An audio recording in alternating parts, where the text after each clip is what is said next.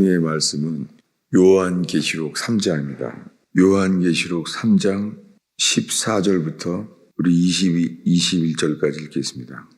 14절부터 읽겠습니다. 라오디게아 교회 사자에게 편지하라. 아멘이시오. 충성되고 참된 증인이시오. 하나님의 창조의 근본이신 이가 이르시되 내가 내 행위를 아노니 내가 차지도 아니하고 뜨겁지도 아니하도다. 내가 차든지 뜨겁든지 하기를 원하노라. 내가 이같이 미지근하여 뜨겁지도 아니하고 차지도 아니하니 내 입에서 너를 토하여 버리리라. 내가 말하기를 나는 부자라. 부요하여 부족한 것이 없다 하나 내 곤고한 것과 가련한 것과 가난한 것과 눈먼 것과 벌거벗은 것을 알지 못하는도다. 내가 너를 권하노니 내게서 불로 연단한 금을 사서 부요하게 하고 흰옷을 사서 입어 벌거벗은 수치를 보이지 않게 하고 안약을 사서 눈에 발라 보게 하라.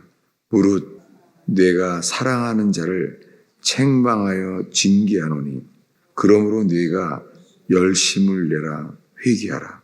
볼지어다 내가 문 밖에 서서 두드리노니 누구든지 그 내 음성을 듣고 문을 열면 내가 그에게로 들어가 그와 더불어 먹고 그는 나와 더불어 먹으리라. 이기는 그에게는 내가 내 보좌에 함께 앉게 하여 주기를 내가 이기고 아버지 보좌와 함께 앉은 것과 같이 하리라. 귀 있는 자는 성령이 교회들에게 하시는 말씀을 들을지어다. 아멘. 우리가 오늘 읽은 말씀은 아시아에 있는 7교회에 편지했을 때에 이 7번째 교회 라오디게아 교회의 사자에게 편지한 내용입니다. 먼저 이 편지를 한 이 사자를 통하여 자신이 누구인지를 나타내게 합니다. 아멘이시오. 아멘이란 말은 진실하다는 말이에요. 아멘은 진실이라는 단어고 충성되고라는 단어는 그분은 신실하다는 거죠. 주님이 자기 자신이 이렇게 말해요. 아멘이시고 충성되고 참된 증인이시오. 하나님의 창조의 근본이신 이가 이르시되 창조의 근본이라는 거예요. 주님이 자기 자신을 어떻게 소개하냐면 아멘이시오. 충성되고 참된 증인이시오. 그리고 하나님의 창조의 근본이신이래요. 하나님의 창조의 근본이신 분이라고 말하고 있습니다. 지금 주님은 자기 자신을 소개하시기를 하나님의 창조의 근본이신 분, 그분이 이렇게 말하는 거예요. 창조의 근본이신 분이 말하기를 이 7교회 중에서 이 편지를 하면서요. 자기 자신이 어떠함을 표현한 게 다 달라요. 근데 지금 이 7번째 교회는 말하기를 아멘이시고 충성되고 참된 증인이신 분, 그리고 하나님의 창조의 근본이시니 그분이 이렇게 말합니다. 내가 너의 행위를 아노니 내가 차지도 아니하고 뜨겁지도 아니하도다. 너희 행위를 내가 안다는 거예요. 행위가 차지도 않고 뜨겁지도 않다는 거예요. 이 애매한 것, 차라리 반대를 하든지 연합을 하든지 차든지 뜨겁지 아니하다고 말합니다. 그래서 이같이 미지근하여 뜨겁지 아니하고 차지도 아니하니 너의 입에서 너를 토하여 버리리라. 주님이 자기 입에서 토하여 내겠다는 거예요. 차지도 않고 뜨겁지도 않은 교회, 우리가 살고 있는 이 시대의 교회가 분명합니다. 이 7번째 마지막 교회의 상태는 이미 이렇게 예언되었습니다. 뭐냐면 이 마지막 때의 7번째 교회는 교회의 상태가 차지도 않고 뜨겁지도 않다는 거예요. 토하여 내친다는 거예요. 이 100년 전에 러시아에서 공사나 혁명이 일어났습니다. 그래서 러시아 정교회가 다 죽게 되었죠. 그때 교회는 그 정교회 사제들이 마시는 커피잔이 금으로 돼 있었다고 해요. 커피잔이 금이었대요.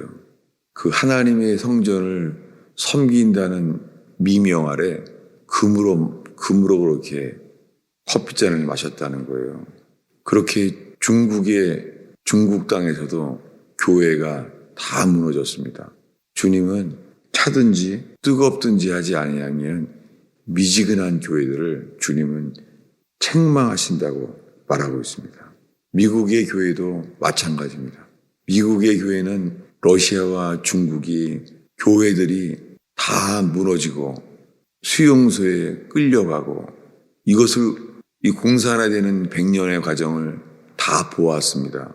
그런데도요, 미국의 교회는 이 100년 동안 러시아 땅과 중국 땅에 교회들이 그 핍박 속에서 다 무너지고 그 속에서 초대교회와 똑같은 교회들이 러시아 복음주의 지하교회 침례회 그리고 중국의 지하 가정교회 그런 교회들은 이 핍박 속에서요 교회는 사라지고 사도행전에 기록된 초대교회가 회복되었습니다.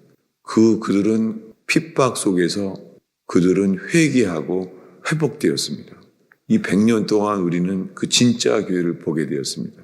그리고 이 서양의 이 교회사에는 그렇게 쓰여지게 되었습니다. 뭐냐면 초대교회가 회복됐다는 거예요. 그런데 그것은 순교와 핍박 속에서 회복되게 하셨습니다. 시베리아에 수많은 사람이 끌려가는데 신앙 때문에 끌려갔습니다. 놀랍게 시베리아의 수용소장이 이렇게 말한 적이 있습니다. 크레물린은 시베리아를 지금 기독교 나라로 만들려고 한다고 이렇게 말했습니다. 왜냐하면 끌려간 그들은 정결케 되었고 그들은 불로 단련되었고 그들의 눈은 열렸습니다. 성경책은 어디에 이 끌려갈 때 온 와이셔츠 옷깃에 있던 몇 장밖에 없대요. 성경 전체가 뭘로 쓰여있는지도 몰라요. 그렇게 성경의 지식도 이제 다 없어졌는데 놀랍게 그들은 오직 예수님 때문에 그들은 감옥에서 이 고문 가운데 말도 못하게 했답니다. 말 자체를 못하게. 그래서 그들은 마지막으로 남은 단어가 하나였대요. 서로 만날 때 할 수 있는 시간도 없는 거예요. 남은 교회가 이거예요. 그리스도를 위하여. 이 전부였습니다. 할 수 있는 것은 아무것도 없었대요. 그래서 그들이 서로 말하는 인사는 그거 하나였대요. 그리스도를 위하여. 우리가 그리스도를 위하여 살고 그리스도 때문에 그리스도를 위하여 감옥에 있고 그렇다는 거예요. 그러는데 그런 동안에 100년 동안 러시아와 중국에 그들은 서방 세계에 듣게 돼요. 빌리 그레함이 중국에 갔을 때 말을 듣습니다. 이제 중국 땅에 기독교는 박물관에만 있습니다. 라고 말했습니다. 그래서 그 말은 그대로 타진되었어요. 뭐냐면 뉴스로 중국 땅에 교회는 없다는 거예요. 그런데 음부의 군세가 이길 수 없는 교회는 여전히 당연하게 있었습니다. 그들은 초대교회가 시작되었습니다. 중국이 50년 동안 초대교회가 지금까지 시작되었습니다. 중국의 공산당은 졌습니다. 포기했습니다. 그래서 그들은 이제는 핍박을 멈추고 이제는 미혹으로 바뀌게 되었습니다. 왜냐하면 핍박으로 그들을 이길 수 없으니까 미혹해서 속이고자 하고 있는 시대를 살고 있습니다. 그런데 미국 교회는 유럽의 교회는 100년 동안 이것을 다 보고 있었습니다. 보고 있었는데 이 인류 역사상 이 무신론의 공산주의의 이념, 지구의 3분의 1이 장악되는 동안에 이 서방의 교회는요. 지금 읽은 말씀, 우리 16절을 함께 읽겠습니다. 읽습니다. 내가 이같이 미지근하여 뜨겁지도 아니하고 차지도 아니하니 내 입에서 너를 토하여 버리리라. 주님 보시기에 지금은 안에 있는 것 같은데 주님이 토하여 내겠다는 거예요. 현재는 주님 입 안에 있는데 그 안에 있는데 토하여 내시겠다는 거예요. 그러면서 그들의 영적 상태를 말합니다. 17절을 함께 읽겠습니다. 내가 말하기를 나는 부자라 부유하여 부족한 것이 없다 하나 내 곤고한 것과 가련한 것과 가난한 것과 눈먼 것과 벌거벗은 것을 알지 못하는도다. 이 라오디게아 교회의 상태를 이렇게 말합니다. 미국의 치유사역자, 하나님께서 은사를 주셔서 수많은 병들을 낫게 한 쓰임받은 치유사역자, 그들은 자가용 비행기를 타고 다닙니다. 자가용 비행기를요. 그리고 화장실에서는 화장실에 수도꼭지가 금으로 되어 있어요. 러시아 정교회랑 똑같아요. 미국의 교회는 그렇게 물질이 넘치는데요. 그들이 말하는 전도지는 너무나 쉬운 기독교, 설탕과 같은 기독교를 만들었어요. 소금과 같은 기독교가 아니라 설탕 같은 기독교가 되고 말았어요. 러시아와 중국이 핍박 속에서 정결하게 되는 동안에 미국과 유럽 교회는 미혹 가운데 속이고 있습니다. 이 새벽에 우리가 러시아와 중국 땅에서 그 핍박 속에서 정결케 된 교회, 그 교회와 연합되고 따르는 저와 여러분 되기를 축원합니다. 주님은 이때 책망만 하는 것이 아니라 이제 권면합니다. 우리 18절을 읽겠습니다. 내가 너를 권하노니 내게서 불로 연단한 금을 사서 부요하게 하고 흰옷을 사서 입어 벌거벗은 수치를 보이지 않게 하고 안약을 사서 눈에 발라 보게 하라. 주님이 이제 권면합니다. 내게서 불로 단련한 금을 사라. 오늘날 수많은 서방 교회는요, 은혜로 구원받는다고 말해요. 그래서 값없이 거저 은혜만 받는다는 거예요. 그래서 은혜만을 강조하게 돼요. 근데 지금 이 라오디게아 교회에 예수님이 친히 말씀하시기를 권면을 하면서 불로 연단한 금을 사라는 거예요. 불로 연단한 금을 사라고 말해요. 러시아 지하교회는 이 불로 연단한 금을 샀습니다. 중국의 지하교회는 불로 연단한 금을 샀어요. 이 불시험, 불로 연단한 그들은 금을 샀어요. 주님이 말합니다. 불로 단련한 금을 사고 두 번째로요. 흰옷을 사서 입으라는 거예요. 흰옷을 사라고 말합니다. 아니 이거 값없이 거저 주는 거 아니에요? 값없이 주는 줄 알았는데 흰옷을 사서 입으라고 말해요. 세 번째로 벌거벗은 수치를 보이지 않게 하고 안약을 사서 눈에 발라 보게 하라. 예, 서방교회는 정말 소경이 되었습니다. 그래서 이 서방교회에서는요, 가장 많이 팔리는 책들이 있잖아요. 축복 아니면 또 한 가지가 있어요. 축복 아니면 종말론이에요. 불안한 거예요.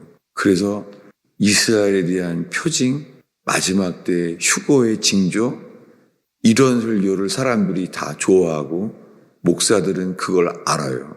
심리학적인 이유를 알아요. 우리에게 교회가 그런 말씀이 필요해서 설교하는 것이 아니라 사람들이 찾기 때문에 그것에 부합한 설교를 하고 있어요. 여러분, 지금 우리들에게 필요한 것은 마지막 때의 종말이나 휴거의 징조가 아니에요.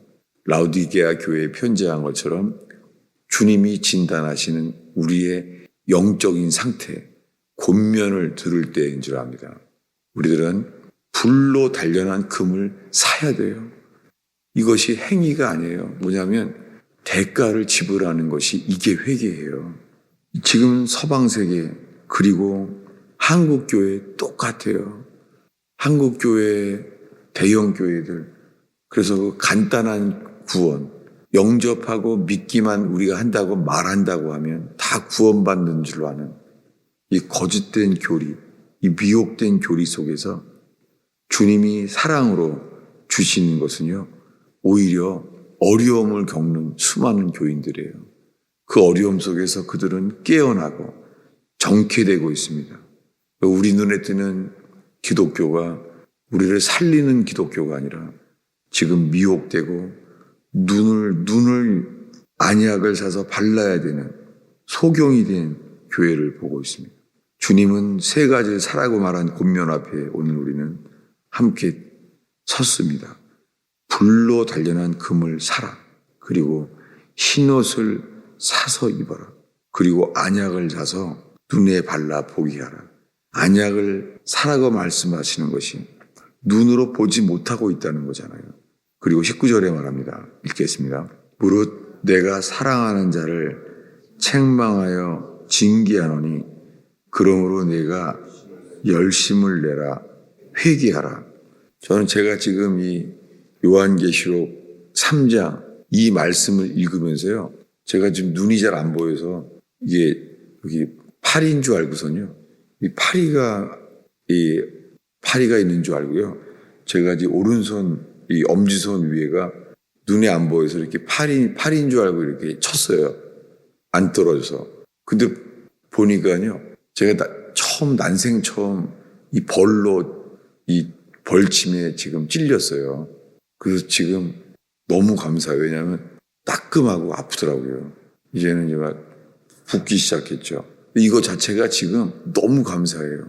왜냐하면 러시아와 중국 교회, 지하 교회가 그 핍박 속에 불로 단련한 금을 사는 동안에 흰옷을 사서 입어서 어느 누구도 함부로 할 수 없는 죽음을 두려워하지 않는 흰옷을 입은 그들의 교회에 대한 말씀 앞에서 주님이 깨어나가야 말씀하시는 것이 너무 감사한 것이죠.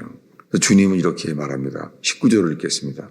무릇 내가 사랑하는 자를 책망하여 징계하노니 그러므로 내가 열심을 내라 회개하라. 이것은 행위로 구원받는다는 말이 아니라 우리가 주님께 회개하라, 돌이켜야 한다는 것이죠. 돌이키기 위해서 열심을 내라는 거죠. 회개를 위해서 열심을 내라는 것이죠. 근데 이 19절에 주님이 말씀하고자 하는 이 생명의 말씀 앞에서 저희는 20절에 이 너무나 쉬워 보이는 듯한 이 말씀 앞으로 저는 제가 영적 기도를 할 때가 잊을 수가 없어요. 제가 교회 다니면서 영적 기도라는 것을 하게 되었어요. 그래서 이제 구원받았다는 거예요. 사역일을 통해서. 제가 그때가 중학교 때였는데요. 20절 말씀 앞에 말씀이 완전히 닫혀버렸어요. 20절을 읽겠습니다. 볼지어다 내가 문 밖에 서서 두드리노니 누구든지 내 음성을 듣고 문을 열면 내가 그에게로 들어가 그와 더불어 먹고 그는 나와 더불어 먹으리라. 20절 말씀 때문에 회개하라는 말씀은 제 속에 사라져버렸어요. 그리고는요. 영접했다. 이제 나는 구원받았다. 이렇게 이 기초 위에 내 신앙을 쌓았어요. 영접했기 때문에 난 이제 영접해서 주님이 내 안에 있고 그분은 내 안에 계시고 이젠 더불어 그와 함께 먹게 될 것이다. 이렇게만 살아왔어요. 정말 이 말씀이 이게 모래 위에 영적 기도라는 모래 위에 저의 행위를 쌓아놨어요. 이것이 이 기초가 많이 쌓기 때문에 바닥부터 다시 쌓아야 됐었어요. 저는 지금 딱 그런 마음이에요. 그리고 이것이 지금은 감사해요. 왜냐하면 느헤미야가 돌아왔을 때 예루살렘 성벽이 불탔습니다. 성벽이 회파되었어요. 그 말을 들었을 때 느헤미야는 금식을 하면서 눈물을 흘리며 기도합니다. 그것처럼 교회들의 상태와 우리들의 신앙의 상태가 하나님, 저희가 느헤미야처럼 하나님 눈물로 회개하며 주님 무너진 성벽을 구원의 벽을 다시 쌓게 하옵소서. 그런 마음으로 지금 이 새벽에 만나는 주의 백성과 함께 이 말씀 앞에 서 있습니다. 영접하라는 말씀 사라지고 열심을 내라 회개하라. 주님이 사랑하는 자를 책망하여 징계하노니 이거 다 빼고 열심을 내라 회개하라. 이 모든 것을 묻혀버렸습니다. 주께서 이 라오디게아 교회 시대에 이 핍박은 없고 미혹만 가득 찬 이 시대에 살고 있는 이 교회에 주님이 말합니다. 내가 사랑하는 자를 책망하여 징계하노니 그러므로 내가 열심을 내라 회개하라. 시베리아에서 성경책이 없는데요.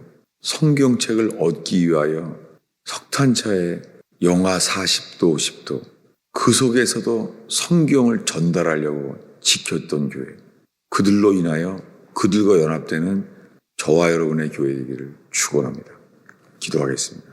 예수님, 이 새벽에 라오디게아 교회의 말씀을 읽었습니다. 주님 저희가 주님만 바라보게 하시며 세상 어떠한 것도 염려하지 않게 하시며 낙심하지 않게 하시며 주께만 돌이키고 주님만 바라는 저희들 되게 하옵소서. 인생의 풍랑 칠지라도 주님만 바라보게 하시사 저희의 영혼을 잠자는 영을 깨우시며 살게 하시는 주님을 찬양합니다. 저희의 기도를 이끌어 주시옵소서. 예수님의 이름으로 기도하였습니다.